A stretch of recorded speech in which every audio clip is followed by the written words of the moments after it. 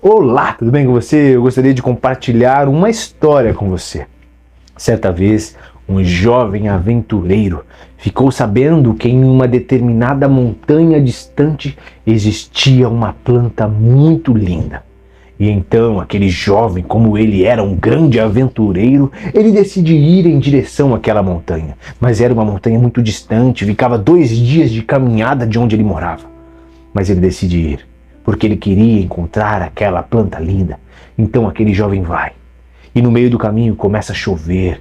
Eram os barrancos muito escorregadios, mas aquele jovem continua em direção à montanha. Aquele jovem vai, e ele vai desbravando. Ele pensou em desistir várias vezes, mas quando ele pensava em desistir, ele lembrava da grande, preciosa planta que estava lá, e ele queria conhecer. E esse jovem então foi, caminhando, cansado, querendo desistir. Mas ele chegou no pico da montanha. E quando ele chega, ele olha para um lado, ele olha para o outro e não encontra nada. Quando ele olha para baixo, ele vê um musgo numa pedra. Ele ficou muito revoltado com aquilo. Ele pegou aquele musgo e falou: eu vou falar para aqueles camaradas que falavam que aqui tinha uma planta muito bonita. E aquele jovem vem com a força do ódio, com aquele musgo. Ele vem escorregando, ele vem nervoso, ele vem. 2 dias de caminhada de volta. E ele chega de volta. Quando ele chega, ele tenta procurar aqueles camaradas que falaram para ele daquele lugar legal, daquela planta bonita, ele não encontra. Ele pega aquele musgo e joga no jardim da casa dele e deixa lá. Frustrado, porque ele gostava de aventura. Passado-se um tempo, aquele jovem já tinha esquecido da montanha, só a frustração por não ter encontrado a planta. Ele vai no jardim dele. E quando ele olha para o jardim, ele se depara com uma das mais belas flores que ele viu.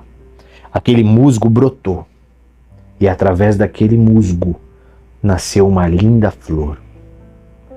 Essa mensagem é muito simples e muito direta para você. Às vezes nós procuramos em tantos lugares e não encontramos. Mas é porque na verdade nós estamos em lugares ruins. Aquela planta estava em um lugar muito distante, um lugar frio, um lugar que não valia a pena. Mas quando aquela planta sai daquele lugar e ela vem para um lugar que ela recebe sol, que ela recebe graça, que ela recebe vida, ela desabrocha e se torna a mais bela flor. Quando nós olhamos para o Evangelho, nós nos deparamos com uma boa notícia.